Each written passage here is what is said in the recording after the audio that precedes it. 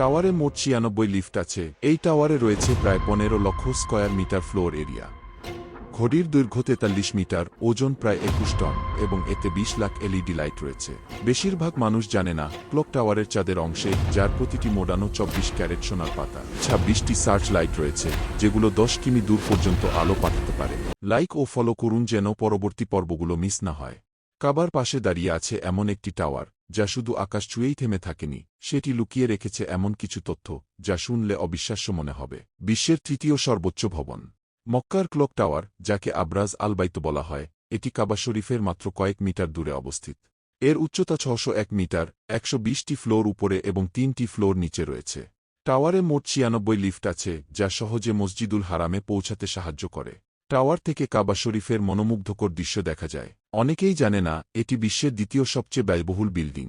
এই প্রজেক্টে আরও ৬টি বিল্ডিং রয়েছে, যেগুলো হোটেল, রেসিডেন্স এবং শপিং মলের জন্য ব্যবহৃত হয়। টাওয়ারে আছে ৯টি রেস্টুরেন্ট, ২৪ ঘন্টা কনসিয়ার্জ সার্ভিস এবং প্রতিটি রুমে ফ্রি ওয়াইফাই। এই টাওয়ারে রয়েছে প্রায় ১৫ লক্ষ স্কয়ার মিটার ফ্লোর এরিয়া। ১২০টি তলার জন্যই এর মেঝে বিশাল।